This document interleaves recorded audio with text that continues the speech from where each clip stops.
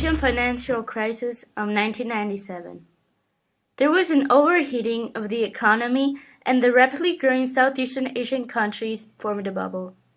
The bubble burst on July 1997. It was known as the Asian financial crisis of 1997. This crisis began in Thailand after the Thai baht, which is Thailand's currency, collapsed. Thailand had a huge foreign debt and was bankrupt. There were fears of the financial contagion spreading worldwide. It did. The crisis spread through the rest of the region, and other countries of Southeast Asia saw their stock markets fall. Indonesia, South Korea, and Thailand were the most affected. The rest of the countries were less affected, but they all experienced a fall in demand and confidence. The Association of Southeast Asian Nations, or what is known as the ASEAN, had a debt of 180% in the worst part of the crisis. But what went wrong? Were they victims of their own success? The most affected countries by the Asian financial crisis were Thailand, South Korea, and Indonesia. In Thailand, from 1895 to 1996, its economy was growing very fast, on an average of 9% per year, while the inflation kept somewhat stable. However, on May 14th, the Thai baht was greatly hit by speculative attacks. After all, how did the crisis affect the society and economy of the Asian region? The impact can be divided into social, economic, political, and technological aspects. In social aspect, overall quality of life was downgraded. First, the crisis caused a massive increase in unemployment rate. People lost jobs, which means they had no income to support their living. Because the government and households had no money, they could not invest on human development, in particular on education and health. The government had fewer subsidies on higher level of schooling, so more students dropped out after primary school and looked for employment. This resulted in a lower level of literacy rate. In addition, for health, many people shifted from modern medical care to traditional healers and self-treatments. People in Asian countries had to suffer in this dire socio-economic situation, which lasted quite a long time after the crisis. In economic aspect, the Asian countries became more open to foreign direct investment. Because the Asian countries need foreign capital and technology to support their recovery from the crisis, they needed to accept the condition for foreign direct investment. On the other hand, the multinational corporations outsourced their production to the less developed Asian countries in order to lower their production cost. This led to an increase in foreign direct investment in the crisis-affected Asian countries. When it comes to political aspect, the crisis was not always bad. Ironically, after the crisis, Asian countries began to have more human rights protection. After the crisis, as more families could not afford the school fee, the dropout rate of the children in school increased, and this raised awareness of the UNICEF. Then, UNICEF and several international organizations began to call for more child protection policies in Asian countries.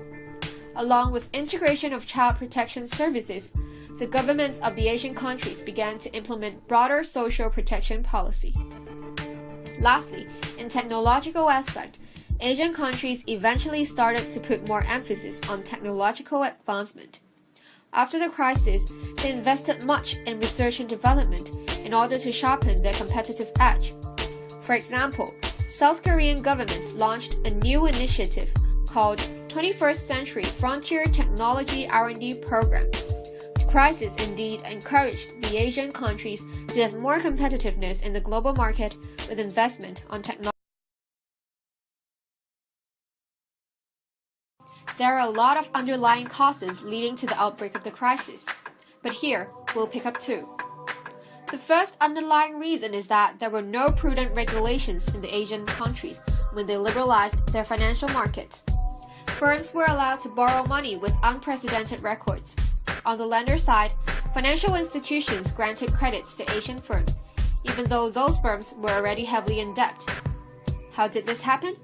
Let's see how mutual fund managers behave.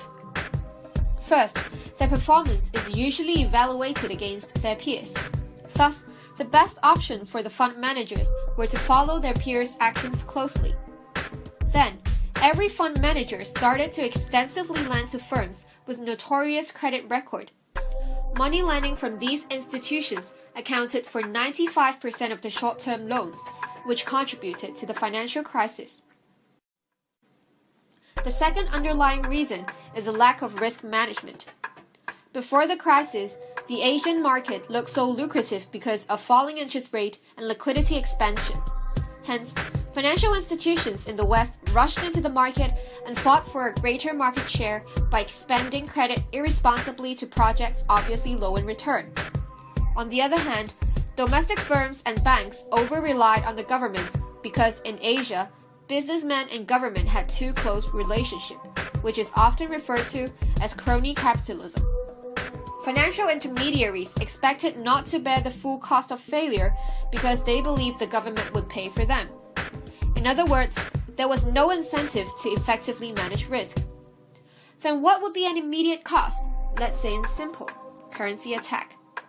When the Thai government floated the baht in July 1997, the exchange rate dropped by 17% and so the stock market came to chaos.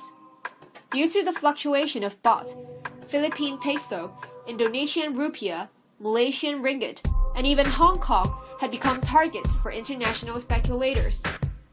After the attack on the Thai baht started, market went panic and foreign investors pulled out their money all at once. Then, the exchange market of Asian countries was flooded with domestic currencies, putting depreciative pressures on their exchange rates. Many of Asian countries faced falling currencies, devalued stock market prices, and a rise in private debt. Because most of their firms had a huge amount of debt in foreign currency, they could not repay and then went bankrupt. The crisis was onset.